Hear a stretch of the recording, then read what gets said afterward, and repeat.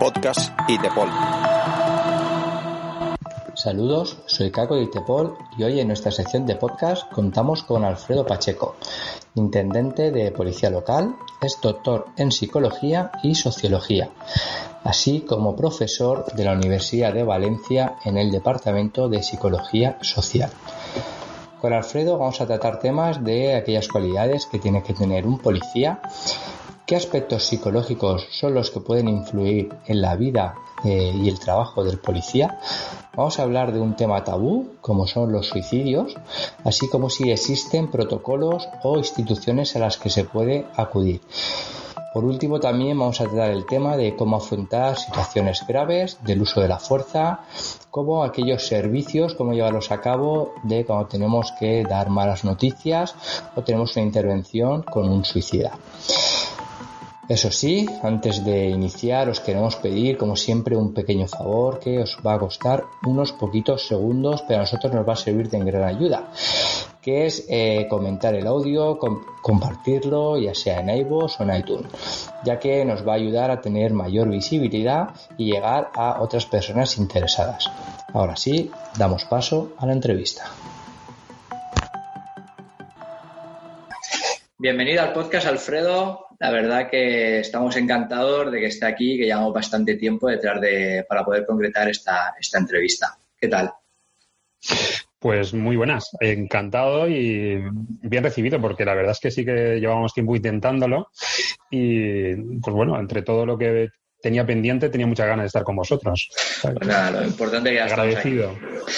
Nada, lo primero, Alfredo, para nuestros oyentes, y que hace una breve presentación para que le conozcan. Bien, yo soy intendente de Policía Local, soy profesor de psicología también en la Universidad de Valencia desde hace ya años, en psicología social. Hice el doctorado en su día, también en sociología, y además pues el responsable del grupo de trabajo de psicología policial del Colegio Oficial de Psicólogos, entre otras cosas. Combino un poco todas estas facetas. Pues nada, pues eso es lo que queremos, indagar un poquito en la psicología en el mundo policial. Y para ir iniciándonos, siempre que un policía quiere acceder y demás, se exige una serie de cualidades, ¿no?, en esos psicotécnicos. Pero hoy en día, con una sociedad tan exigente, ¿qué cualidades se busca en un policía? Centrarlo en las más importantes a lo mejor es una cuestión de opiniones, ¿no? Sabemos que efectivamente a la hora de seleccionar policías hay una serie de elementos que son centrales. Como siempre, por el propio trabajo que tenemos, pues el sentido de la disciplina y de la responsabilidad es un tema muy, muy relevante. También lo que es la capacidad de empatizar. Hablo ahí ya como desde mi perspectiva, ¿no?, como psicólogo, la capacidad de comprender las situaciones y las ganas de resolver problemas es un tema muy importante. Para un policía es fundamental entender que está ofreciendo un servicio de ayuda, de tratar a las personas, a los ciudadanos en sus problemas y por lo tanto estar disponible para ellos. Y en ese sentido sabemos que últimamente se valora mucho, especialmente en otros países y en el ámbito anglosajón, la capacidad de tolerancia. Es decir, ser una persona que más que imponerse sea capaz de comprender y de, digamos, hacer responsables a las personas de lo que son sus obligaciones, ¿no?, como ciudadanos. Eso no quita para que, como siempre, pues un policía sea una persona que tiene que afrontar una serie de situaciones y, por lo tanto, pues una persona que tenga capacidad para gestionar el estrés, para saber estar capacitado para trabajar en equipo, para trabajar en grupo, para manejarse bien en una organización policial que es también compleja. Pero fundamentalmente esos tres elementos, la tolerancia, la disciplina y el sentido de empatizar y de estar disponible para las personas son, yo creo, en mi opinión, hoy por hoy, los tres elementos más importantes. Sí, no, la verdad es que son esas cualidades que con el paso de estos últimos años ya no se busca un policía que sea más represivo, ¿no?, sino que haya un poquito más de asertividad con el ciudadano, intentar empatizar con esos problemas sociales que pueda tener y, sobre todo, queramos o no, somos un servicio público, un funcionario al servicio público, que al fin y al cabo nuestro objetivo es ayudar al ciudadano en la medida de lo posible y que todo el mundo se puede equivocar, ¿no? Claro, lo que hay que entender es que la administración y el servicio público tiene que ajustarse a lo que demanda la sociedad actualmente. Es decir, la sociedad no es la misma que tenemos hoy en día que la hace 20 años. El ciudadano es exigente y demanda una serie de cosas y, por lo tanto, ya no es lo que queramos que sea la policía en sí misma como institución o como administración, sino qué servicio queremos dar. Por lo tanto, cuando hablaba de esas capacidades, ¿no?, de atender los problemas de la gente, es porque realmente el ciudadano está viendo a la policía. Estoy hablando de nuestra realidad, en España en concreto y en el ámbito europeo, ¿no? Si nos vamos a otros países, sobre todo a Estados Unidos, podemos debatir, ¿no?, otro tipo de cultura social y policial. Pero en nuestro caso, la sociedad nos pide que le demos respuesta a sus problemas cotidianos, que es básicamente una de las partes porcentualmente que más tiempo dedica la policía, ¿no?, a ayudar y servir, ¿no?, a las personas. Sí, exacto, esos pequeños conflictos privados que suelen ocurrir. Vale, y siguiendo un poquito más, siendo realista, sí que es verdad que con el paso del tiempo, ya dependiendo de la actitud de cada policía, pues le puede perjudicar más en su personalidad, puede ser 5, 10, 15 años, pero eso en el aspecto psicológico, ¿cómo puede influir en un policía el paso del tiempo? ¿Qué le puede repercutir? ¿Qué le podría generar? Tanto bueno como malo. Bien. Bueno, es una respuesta compleja y larga según cómo la queramos plantear, porque efectivamente, ¿no?, esa ha sido una de mis líneas de investigación que más tiempo he llevado, ¿no?, en cuanto a lo que ha sido valorar ese cambio a nivel cognitivo, a nivel mental, para entendernos, del efecto a largo plazo del trabajo policial, ¿no? Es decir, cómo repercute en la persona, cómo repercute socialmente, familiarmente. Y bueno, el año pasado lo comentaba en un congreso también internacional de psicología que hablaba de precisamente estas circunstancias, las consecuencias que tiene. Y sabemos que mis datos similares, parecidos a los que se han dado en la policía de Inglaterra y en otros países, sabemos que alrededor de los 15 o 20 años de servicio, indistintamente de la edad a la que uno entre, es decir, a los 20 años más o menos se produce un cambio significativo en la actitud de las personas, ¿no? Es decir, empiezas a valorar la justicia de otra manera, empiezas a valorar lo que es el servicio que damos a la gente de otra manera, empiezas a tener ya consecuencias del desgaste, de estar enfrentándote a una situación conflictiva, peligrosa.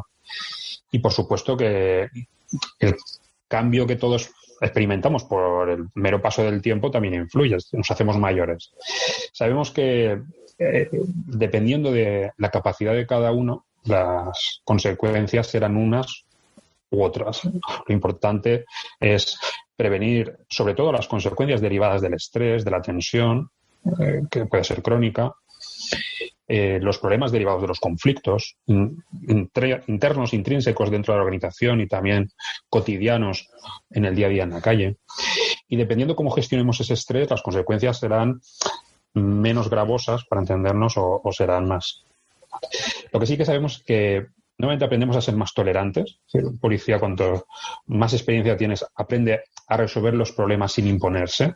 Eso es positivo. Sí, no, ya lleva en la calle un cierto tiempo y esa experiencia se nota a la hora de intervenir. En términos generales, sí, y los servicios se resuelven sin necesidad de recurrir a la imposición o a aplicar las normas, ¿no?, a denunciar, sancionar o detener necesariamente. Aprende uno a tener tablas. También sabemos que tiene una serie de consecuencias que son, en concreto, las más graves, el desgaste psicológico que esto implica, que en algunos porcentualmente no muy numerosos, pero también síndromes de burnout y de desgaste psicológico que se producen, ¿no? Entonces, tiene consecuencias que tenemos que prevenir en cuanto a esos problemas derivados del estrés y de la tensión, pero la experiencia, que como todo es un grado, ¿no?, pues hay que saber valorar. Entonces, indistintamente de la edad, sabemos que a los 20 años, más o menos, nos hace un clic el cerebro y empezamos a ver las cosas distintas. Muy bien. Pues nada, ha dicho que hay situaciones que pueden ser más gravosas. Vamos a dejar para luego consejos para evitarlas, pero todos sabemos que hay un cierto tema que puede ser tabú en el mundo policial, que es el tema de los suicidios, que sería aquello más gravoso. ¿Existe algún tipo de protocolo que se pueda detectar un compañero por lo que pueda decirle el otro, de patrulla, que sabemos que se pasan muchas horas y que se cuentan muchas situaciones? ¿Se podría detectar alguna forma para evitarlo? Bien, el tema del suicidio, afortunadamente, en los últimos años ha empezado a surgir, digamos, más información, ha empezado a hablarse más abiertamente de este tema en cuanto a lo que ha sido, pues sobre todo dentro del ámbito de la psicología. A nivel social todavía le falta que esto surja como noticia y que se hable de ello más abiertamente. Por lo tanto, no sabemos muy bien lo que son las cifras y no sabemos muy bien lo que está ocurriendo. Sabemos que el suicidio en la sociedad occidental, hoy por hoy, es la primera causa de muerte no natural, ¿no? Estamos por delante ya de los accidentes de tráfico. Uh-huh. En toda la sociedad occidental el suicidio es una tendencia al alza, ¿no? Y hay profesiones que, por circunstancias, pueden ser más propicias a que sean numerosos los casos que tengamos. En el caso de la policía, pues primero por el acceso al arma. Correcto. Y lo segundo, pues porque no tenemos cultura todavía de prevención, ¿no? Es decir, de lo que sería disponer de recursos asistenciales para poder hacerlo. Y mira, yo empecé, antes de ser policía, te contaré una pequeña anécdota, ¿no? Yo entré en la policía habiendo trabajado 14 años de psicólogo clínico, ¿no? Yo he tenido mi consulta en Valencia ciudad, varios sitios, ¿no? Y tuve durante mucho tiempo policías como pacientes, muchos de ellos del Cuerpo Nacional, otros también de las policías locales y algún guardia civil, aunque ellos tenían unos servicios bastante... Hablo hace unos 25 años más, que más o menos empezamos con eso. Y hoy por hoy tenemos casi los mismos o menos recursos asistenciales que entonces para poder atender. Lo que hacen falta son pues psicólogos especializados, no solamente en el ámbito privado, que también es fundamental, sino también en las administraciones, ¿no? Que puedan detectarse. No existen protocolos. Hay un programa de prevención del suicidio muy bueno en Guardia Civil a nivel nacional. Se ha empezado a hacer cosas en el Cuerpo Nacional de Policía, en Policía Nacional. Y en las policías locales prácticamente son cosas muy anecdóticas, lamentablemente, aunque buenas, en algunas policías que a lo mejor nos hemos juntado en congresos para hablar de estas cosas, pero que hoy por hoy son prácticamente...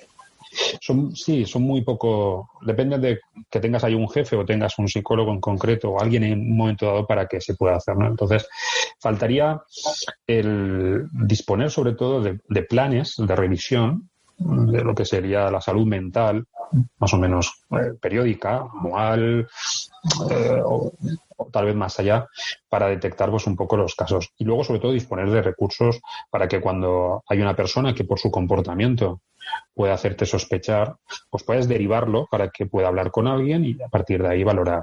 Porque aquí no se trata del miedo a quitarle el arma a alguien, a generarle una situación de baja laboral, sino de prevenir precisamente que esa persona sufra. Cuando llegas a ese planteamiento de quitarte la vida es porque detrás tienes siempre algún tipo de alteración emocional o incluso de trastorno depresivo. Y por lo tanto lo que se trata es de dar ayuda.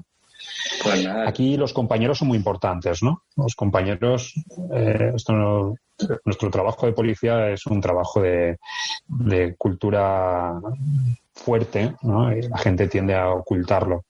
Pero yo creo que es más fácil que puedas comentarlo y que en un momento dado el compañero empiece a meterte en la cabeza, cuando te ve así también, que puedes acudir a hablar con alguien, que deberías de alguna manera cuidarte. Y por lo tanto, tanto a un nivel alto de la organización, ¿no? Desde la administración, como del cuerpo en el que estés, como a un nivel horizontal entre compañeros, podemos de alguna manera, siempre estar pendientes los unos de los otros para poder detectarlo, ¿no? Y ahí fundamentalmente el trabajo de los jefes de policía también de darse cuenta de ello y responder rápido, ¿no? Responder rápido ante un caso significativo. Pues nada, aquí trasladamos a nuestros oyentes estas observaciones y que si tienen algún compañero o personalmente tienen alguna situación de estas, que lo pongan en conocimiento de gente especializada, pues para evitar aquellas situaciones tan graves que estamos hablando. Porque, ¿qué opina del teléfono 24 horas? ¿Sería una opción o existe algún tipo de otra institución que se pueda acudir si uno personalmente dice, mira, tengo un problema, pero no sé dónde acudir realmente? ¿Dónde podría acudir? A nivel asistencial, lógicamente, tenemos lo que es la seguridad social dentro de lo que son los recursos que nos pueden dar de salud mental, pero si uno quiere una atención especializada, yo recomendaría que se dirigiera al colegio profesional, al colegio oficial de la psicología de la provincia en la que cada uno viva, y allí le pondrán en contacto con los profesionales que estén especializados más cercanos al lugar en el que pueda vivir. Entonces, en la Comunidad Valenciana ahora mismo tenemos un grupo de trabajo de psicólogos que hemos formado y que trabajamos en estas áreas, algunos en el ámbito organizacional, otros en el ámbito clínico, y por lo tanto, llamando por teléfono al colegio oficial de la psicología que tenga más próximo, le pondrán en contacto para a partir de ahí, por lo menos tener una primera comunicación, un primer contacto telefónico y después ya a partir de ahí derivar hacia donde mejor pueda venir la ayuda.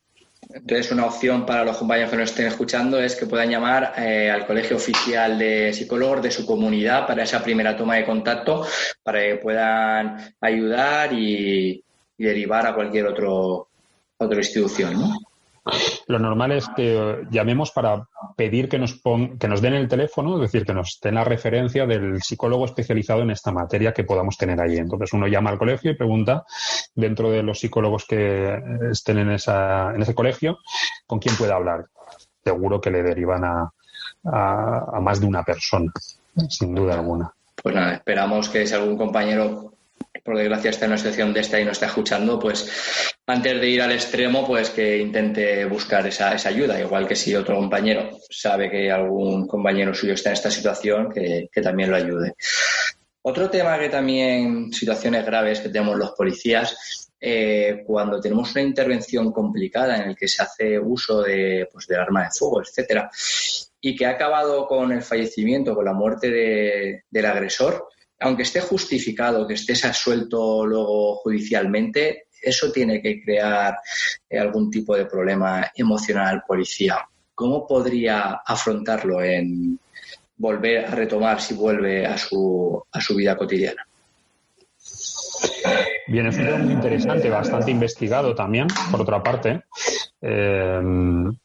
Los trabajos que hizo el FBI, en concreto ya a partir de los años 70, ¿no? Los debriefing post-shooting, que llamaban, ¿no? Es decir, los trabajos de descongestión emocional después de intervenciones con armas de fuego han evolucionado muchísimo y se ha visto que efectivamente eran un recurso bastante positivo para, primero, evaluar lo que ha sido la situación y la respuesta, pero sobre todo para canalizar en un primer momento las necesidades también de embotamiento emocional, ¿no?, de la persona. Es decir, es muy importante que cuando respondemos a una situación extrema, en donde además, en concreto, podemos haber hecho uso del arma de fuego, va a generarte una serie de tensiones emocionales y de preocupaciones y de ideas, sobre todo las dudas, por ejemplo, si podríamos haber respondido de otra manera distinta como lo hicimos, si podía haberlo hecho mejor, si la consecuencia, y todas esas dudas y esa tensión que está ahí, además de, dependiendo de las consecuencias que haya tenido la situación, si ha habido heridos o han habido fallecidos incluso, en el peor de los casos, van a generar además una respuesta de ansiedad y de trastorno emocional muy, muy alto. Esa primera atención especializada de trabajo, a veces grupal, si la intervención ha sido grupal por parte de una persona también cualificada, se ha visto que ha sido una técnica muy, muy importante, incluso en grupos de intervención que se han formado en ello, ¿no?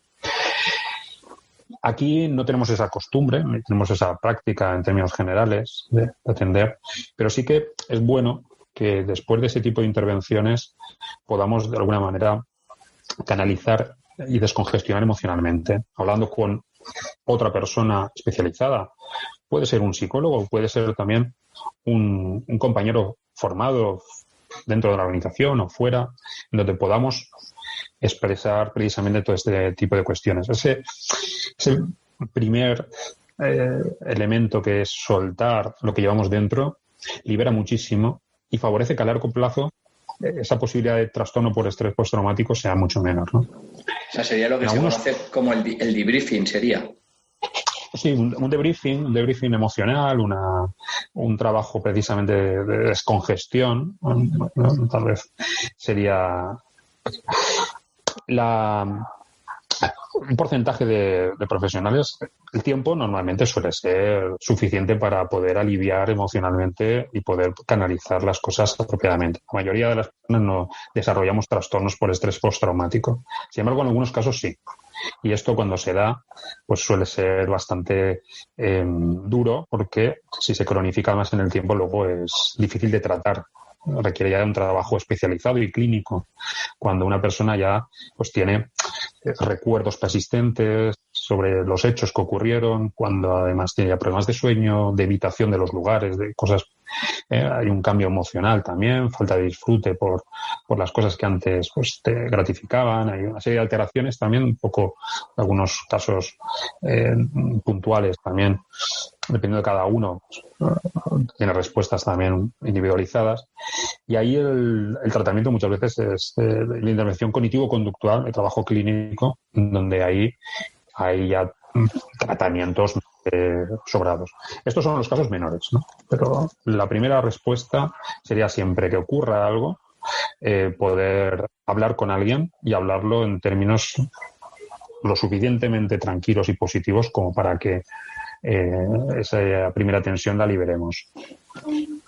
Pues muy bien. Entonces tomaremos nota, sobre todo del debriefing, para eso, para intentar de esa descongestión emocional después de una intervención de estas bastante complicadas. Ahora, cambiando de tema, yo creo que a nivel policial hay una serie de servicios de esos que dices que estos que no me toquen, ¿no? Porque ¿cómo lo voy a llevar a cabo? No, estoy hablando de cómo comunicar el fallecimiento de una persona o cómo tratar con un suicida que te está diciendo que, no sé, que se va a arrojar a la vía del tren o que va a saltar un puente, etcétera. Entonces, empezando por el primero, qué pasos debería seguir un policía para comunicar el fallecimiento de una persona, no sé, un accidente de tráfico, etcétera? Bueno, son preguntas además muy interesantes las que me estás haciendo, ¿no? Pues son las del día a día y las que además normalmente un psicólogo sí que podemos, ¿no? Ayudar. Bueno, lo de comunicar malas noticias es un tema complejo. Lo primero sería ver si somos nosotros la persona que debemos de comunicar la mala noticia a la persona o debe de hacerse por otro profesional. Estoy recordando pues ya tantas cosas. Al principio, por ejemplo, el accidente que hubo de metro en Valencia, cuando estuvimos atendiendo, allí estaba yo trabajando también con el Colegio de Psicólogos, pues teníamos muy claro que la noticia tenía que pautarse en varios momentos, ¿no? Es decir, tienes que ver primero la persona en qué situación se encuentra para buscar el espacio íntimo, privado. No lo puedes hacer en la calle, no lo puedes hacer en un pasillo. Tienes que ver el momento emocional en el que está. Si la persona está demasiado hundida, está demasiado nerviosa, no es el momento de hacerlo. Tienes que ir paso a paso preparando. Verá usted, ha ocurrido algo importante, necesitamos hablar con usted, pero no aquí, acompáñenos. O podemos trasladar, a lo mejor está en un hospital y la persona tiene que trasladarse, la podemos trasladar nosotros, ¿no? No solo podemos decir cuando esté en su casa. Esa imagen que tenemos en la cabeza muchas veces, ¿no? Del policía tocando la puerta o el timbre diciéndole, vea usted, es la mujer del señor tal o señora. Exacto. Y tenemos que comunicarle que su esposo ha fallecido, ¿no? Eso queda muy en el imaginario colectivo, pero eso no corresponde. Hay otros recursos. Lo apropiado es que se ha sido atendido como prácticamente va a ocurrir en casi todos los casos por un servicio sanitario y esa persona ha sido trasladada o ha sido atendida, es que sean los propios sanitarios los que en el lugar, los médicos o incluso quien pueda ser el responsable del servicio psicológico, si lo hay en un hospital, pues pueda dar la noticia. Si nos toca por otra parte, porque por las circunstancias ha sido así. Sí, porque muchas veces ese accidente a las 3 de la mañana que no hay ningún servicio médico disponible y que tienes que ir y decirle que su esposo o su hijo o hija ha fallecido en un accidente. Que seguro que muchos que nos estén escuchando me han dicho, a mí me ha tocado. Claro. Lo importante es que si eso es inevitable, lo tenemos que hacer. Lo importante es que la persona primero esté acompañada por otros familiares o otras personas que en un momento dado podamos también contar con ellos, ¿no? Es decir, va a ser un momento muy duro, tal vez de los más duros que esa persona vaya a vivir en su vida, seguramente. Y se acordará de todo aquello que hagamos y digamos en ese momento, ¿no? Entonces, lo primero es darnos cuenta de que estamos influyendo en la vida de esa o de esas personas que estén allí. Entonces, a partir de ahí, tratar con muchísima humanidad el caso, tratarlo con la suficiente delicadeza y profesionalidad que seguro que vamos a poder como profesionales de la policía, y a partir de ahí intentar, primero, que no haya niños o que no hayan niños muy pequeños presentes, intentar ver si esa persona está acompañada, como estaba diciendo antes, de otros familiares, si no tiene ningún problema de salud que pueda ocasionar, y, por supuesto, atender también lo que va a ocurrir después. Si nosotros vamos a comunicarle que esa persona ha fallecido y que está en el hospital lo que no podemos hacer es dejarla a esa persona en su domicilio y marcharnos, ¿no? Tiene alguien que la traslade, podemos llamar a esa persona, podemos trasladarla a nosotros si se da el caso. Y a partir de ahí, los gestos también de expresión emocional que esa persona vaya a tener, que serán evidentemente pues de tristeza, tal vez de ansiedad y de ira, muchas veces pues dejarlos que se expresen, es normal. Y de vez en cuando un abrazo también, que le podemos dar a esa persona. Sí, no, esa empatía, ¿no? Que hablábamos de las cualidades de policía, esa empatía, ¿no? Correcto, sí. Lo he hecho varias veces. Mira, se me están poniendo los pelos de punta, Carlos. Sí, recordando casos. El que ha pasado por esa situación, pues estará igual que nosotros seguramente. Sí, por lo tanto es un tema muy bonito porque estamos haciendo algo socialmente de ayudar a la gente, pero lo suficientemente delicado. Y fíjate, te quería decir otra cosa. No hace falta una formación especializada en psicología para dar esas malas noticias, ¿no? Es algo que aquí en la Academia de Policía siempre he trabajado, ¿no? Con los alumnos que han pasado por ahí o que han estado en mis clases de psicología, cómo dar una mala noticia. Y siempre he dicho que más que tener una formación técnica, lo que hay que tener es una buena respuesta humana, una buena capacidad de querer ayudar, de querer hacerlo. Y a partir de ahí, si no somos capaces, porque estamos también nosotros, que somos personas afectados por esa situación, pues dejar que otra persona, otro compañero, otra compañera que esté ahí, pues que sea la que vaya y en ese momento comunique la mala noticia, ¿no? Por lo tanto, se trata más de dar esa atención y tal vez comprender y el cariño más que una cuestión técnica. Pues nada, seguramente nuestros oyentes habrán tomado bastante nota. Y ahora con el segundo servicio también así complicado que se nos genera cuando una persona se quiere suicidar, ¿no? ¿Qué palabras de aliento o se podría dar a esa persona para evitar que llegue a llevar dicha acción? Bueno, el tema de por qué alguien se quiere suicidar es por lo que nos interesa, o más bien, por qué la gente se suicida, y a partir de ahí es cómo podemos entrarle a ese sujeto, a esa persona que está ahí, ¿no? Intentando quitarse la vida. Sabemos que básicamente es la desesperanza sobre la propia vida, sobre el futuro, ¿no? Sobre todo aquello que tiene una persona en sí misma, lo que le genera el deseo de quitarse la vida. Después de un proceso depresivo, después de tener también trastornos emocionales asociados, cuando una persona se quiere quitar la vida, ha perdido la esperanza. Por lo tanto, la respuesta ahí pues es un poco como en la consulta, aunque en este caso lo vamos a tener que hacer de urgencia en el momento y sin la mesa y la silla que podríamos tener en un despacho con dificultad. Pero la respuesta es la misma. Es, primero, dejar que la persona nos cuente cuanto más la persona hable, cuanto más entre en una conversación con nosotros, cuanto más tiempo hable, esa necesidad que tiene el suicida de comunicarse, de soltar esa tensión emocional, va a ser algo que jugará a nuestro favor. Y cuanto más tiempo estemos con esa persona, es proporcional a la probabilidad de tener éxito en que termine bien, ¿no? Situación. ¿Qué tenemos que hacer? Bueno, como consejos, porque estamos en un podcast, tampoco vamos a poder profundizar, pero fundamentalmente dejarnos que nos cuente los motivos que le han llevado ahí, ¿no? Y de alguna manera, sin darle las soluciones, porque no se las podemos dar en ese momento, que lo estamos conociendo, hacerle reflexionar si a lo mejor esa desesperanza que tiene de su vida, de lo que es él como persona y también del futuro, hacerle ver el lado positivo, ¿no? Cómo puede cambiar en términos más realistas. Y a partir de ahí, ir pidiéndole a la persona que poco a poco también vaya reflexionando y dándose la oportunidad, ¿no?, de querer intentar, en lugar de quitarse la vida, poner en suspenso esa solución que quiera ahora para afrontar otras soluciones que podamos estar ahí viendo con él, ¿no? Y por lo tanto, si la persona sale de ahí, muchos en un futuro no vuelven a intentarlo, ¿no? Yo me acuerdo una vez trabajando este tema en un curso de formación que el instructor nos dijo, nos dijo muy bien lo de dejarlo hablar para esa liberación emocional y que le preguntáramos qué quería hacer mañana o qué tenía pensado hacer mañana.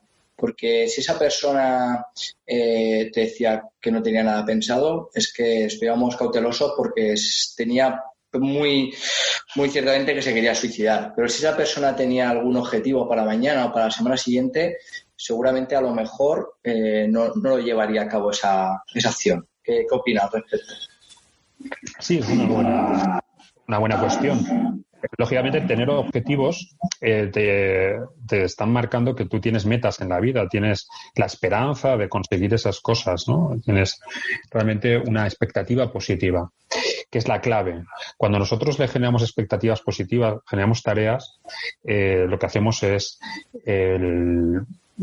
estimular el lado emocionalmente positivo de nosotros. Mira, nosotros somos como una especie, las personas, nosotros me refiero a los seres humanos, lo veo muchas veces y lo explico como si fuera una balanza en donde en un platillo pones todo aquello negativo emocionalmente, digamos, que te genera emociones negativas, y en el otro lado tienes lo que llamamos los refuerzos, lo que llamamos los reforzadores del estado de ánimo, lo positivo, las cosas buenas de la vida, ¿no? Entonces, cuando tú tienes en una balanza lo bueno y lo malo, y en tu platillo no pones nada bueno, o no lo ves, porque a lo mejor sí que está, pero le has quitado el valor. No lo ves, no te das cuenta. Solo va a pesar lo negativo. Y lo negativo es que no tengo futuro, que no sé qué hacer, no tengo trabajo, ahora mismo mi familia no me quiere, mañana no sé qué hacer. Y entonces tenemos que intentar empezar a ponerle, o que vea que en su platillo de lo positivo también hay cosas. A veces es muy difícil. De hecho, hay personas muy resistentes, es muy complicado. Pero esas pequeñas cuestiones diarias, esos reforzadores que tenemos todos nosotros, de tener una cotidianidad, es decir, de hacer cosas, esas cosas que a veces no le damos importancia, pero que están ahí, quedar con la gente, salir a dar un paseo, que ahora con el tema del COVID tan importante nos hemos dado cuenta, ¿no? Lo que es el disfrutar, el hablar con alguien, el pasar un ratito con un familiar, sobre todo si tienes hijos, volver a ver a tus hijos, aunque solo sea una vez, estoy separado, bueno, tú lo podrás ver tal vez tal día. Y esas pequeñas cosas. Y luego los reforzadores primarios, diarios, que son esas cosas cotidianas que hacemos, ¿no? ¿Qué vas a hacer mañana? ¿Qué libro vas a leer? ¿A dónde vas a ir? ¿Qué película te gusta? ¿Qué música te gusta? ¿No? Me he dado cuenta, además, o me di cuenta en su día, la importancia que tiene el que hagas actividades manuales para las personas deprimidas, el que uno tenga una afición, da igual la que sea, o sea, pintar, hacer música, hacer papiroflexia, ¿no? Tenía un paciente en su día que se dedicaba a hacer composite, hacía maravillas, los posit típicos hacía figuras y hacía papiroflexias, ¿no? Y cada vez me traía, a medida que iba avanzando la terapia, me traía cada vez figuras más grandes, ¿no? No me cabían en el despacho. Aumentando al final. Y en el fondo no es tanto eso, sino el hecho de uno ver que hace cosas y que tienen un resultado, ¿no? Y lo puedes observar. Entonces, sí que es verdad que marcarte objetivos, marcarte un objetivo para hoy, para mañana, pequeñas tareas, junto con otras más a largo plazo, van a ir sumando para que la persona, en este caso en la urgencia, pueda ir viéndolo, ¿no? Entonces, el conjunto de todo ello, darle a la persona una visión sobre todo de que su vida no es tan negativa y de que tiene otras cosas, de que el futuro cambiará, mejor si quiere, y que también todo lo que tiene alrededor de lo que es la persona, pues de alguna manera no ha visto lo bueno que puede ocurrir, pues es la clave ahí de lo que llamaba Beck, ¿no? La tríada cognitiva de la depresión. Me veo mal, veo toda mi vida mal, lo que tengo en mi vida, y veo el futuro mal, ¿no? Entonces, es darle la vuelta hasta donde podamos a esas tres cosas. Muy bien. Pues nada, para ir terminando, Alfredo, hemos hablado durante toda la entrevista de cosas negativas. Vamos a intentar, pues eso, darle la vuelta. Y este trabajo, que es bonito, pero a la vez es complicado y te genera, por las situaciones del día a día, te genera problemas. ¿Qué consejos se le podrían dar a los compañeros para que esos problemas no se lo lleven a casa y que con el tiempo puedan tener repercusión en su vida social o en su vida familiar? ¿Qué consejos se le podrían dar? El primero que te daría es el de romper claramente entre el trabajo y tu vida personal, ¿no? Es decir, uno se quita el uniforme, lo expulsas bien, le quitas toda la tensión, le quitas el polvo, lo metes en la taquilla, ¿no? Y después sales, intentas desconectar. El trabajo hay que vivirlo con suficiente alegría, con suficiente dedicación, pero también con la suficiente liviandad de implicación para que no te afecte. Es decir, tenemos que trabajo hacerlo responsablemente, hacerlo profesionalmente, pero tenemos que involucrarnos hasta donde no nos haga daño. Ese límite cada uno lo va a ver, ¿no? A veces nos involucramos mucho. Últimamente pasa mucho con las compañeras y compañeros que trabajan en violencia de género, ¿no? Dedican tanto tiempo a hacer entrevistas y a hablar que yo cuando veo a mis compañeras salir, las veo con cara de decir, vamos a tomarnos un café y ahora cuéntame, ¿no? Ahora te voy a hacer yo a ti la atención psicológica, ¿no? Entonces, tómatelo de otra manera, ¿no? Tómatelo mucho más ajustadamente, ¿no? Estaría ahí. Luego, cuando sales de trabajar, tienes que tener tu vida particular, efectivamente, disfrutar de la familia, de tus aficiones, el saber desconectar, no girar todo tu vida personal también sobre la policía y lo profesional. Y luego saber también, de alguna manera, apoyarse en los compañeros, que en un momento dado se convierten en muchos casos en amigos, donde esa llamada o ese café o esa cervecita que podamos tener, sobre todo después de las intervenciones duras, vienen muy bien, ¿no? Para tomarse con un poquito más de humor, tomarse con un poquito más de no seriedad de lo que ha ocurrido. Ese desahogo emocional también de nosotros mismos. Por supuesto, sí, nunca mejor que en una pequeña reunión, ¿no? Esas comidas o esas reuniones. Las aficiones también que tienen muchos policías, ¿no? Ahora con el deporte o similares, son muy importantes y muy interesantes porque sirven para generar relación social, pero también para canalizar, ¿no? Las tensiones internas de la organización, para hablar de los problemas de tus jefes, pero para hablar y soltarlos, ¿no? Para estar ahí metidos dentro de ellos, ¿no? Volviendo a lo de antes, cuando has dicho lo de 20 años, ¿no? Que te hace un clic. Yo tengo compañeros que llevan más tiempo y me dicen que ellos han descubierto ahora lo que es la meditación, el yoga, y que les ayuda mucho a liberar la mente en ciertas situaciones, y que lo hacen una vez por semana y con el tiempo, pues eso, 5 o 10 minutos al día, y que les va genial. Pues mira, efectivamente, lo que es la meditación, yo la vengo practicando ya años, en concreto mindfulness, que precisamente es una adaptación de la meditación al ámbito occidental que se ha visto que funciona en varias líneas, ¿no? En este caso es una recomendación fantástica para hacer, ¿no? Hay tantos recursos para poder aprender que con cursos básicos de 8 o 11 sesiones bien formadas, uno tiene la capacidad para luego practicar, si es posible, diariamente. te levantas por la mañana y lo primero, después de ir al baño, es meditar. Hay otras personas que lo necesitan por la noche, otras que además lo hacen grupalmente una vez por semana, una vez cada 15 días. Y efectivamente te permite equilibrar, te permite, digamos, despejar mentalmente lo que sería esas tensiones, esas preocupaciones, las pones en un suspenso, no desaparecen, sino las sacas un momentito para tú empezar a verlas de otra manera, ¿no? Y a partir de ahí, los beneficios a medio plazo son muy positivos. El yoga, por supuesto, otras estrategias orientales o técnicas de relajación que hemos hecho durante muchos años, pero en concreto, cualquiera de ellas es válida, pero en concreto mindfulness, yo creo que para un policía sería una estrategia. Nosotros estamos en la universidad ahora, si este año podemos, con la idea de hacer un curso especializado, precisamente, en la Facultad de Psicología, y para hacer una pequeña investigación sobre este tipo de cosas en profesionales de emergencias, que contaríamos con policías también que quieran venir, ¿eh? Cualquiera que quiera puede ponerse en contacto conmigo en mi correo electrónico. Y si lo ponemos en marcha esa investigación, la idea sería ver cómo efectivamente, es decir, profesionales que están en situación de atención directa a las emergencias y a las respuestas de seguridad, un pequeño programa de formación y adiestramiento y una práctica mínimamente regular, ¿qué tal funciona? ¿Qué otro consejo, Carlos? Y a todos los oyentes que probéis, porque además el que se engancha no lo deja.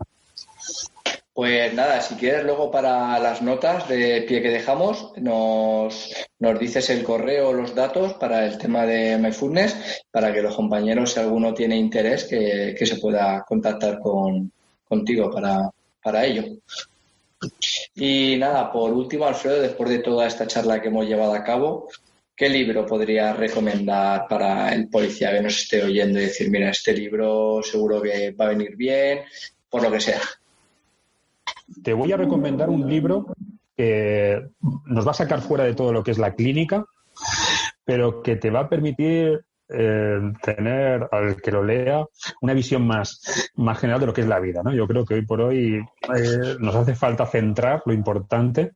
Te voy a recomendar, entre muchos, pero te voy a recomendar, por ejemplo, el de Víctor Coopers, de Vivir la vida con sentido. Vivir la vida con sentido. Sí, que recoge... Cooper, para que no lo conozca, es un coach de motivación. Yo he tenido la suerte de escucharlo en directo en el Teatro Olimpia de aquí de Valencia y la verdad es que sí, es fantástico. Que a veces sabes lo que te están diciendo, pero necesitas que te lo recuerden. Correcto. Pues nada, Alfredo, una vez recomendado el libro de Víctor Cooper a nuestros oyentes, por nuestra parte, por parte de ITPOL, muchas gracias. Seguro que nuestros oyentes han quedado bastante satisfechos. Así que nada, Alfredo, muchas gracias por estar aquí con nosotros.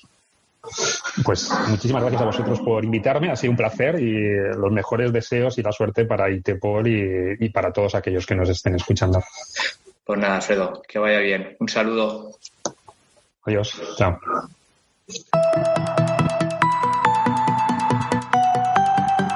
Podcast ITPOL.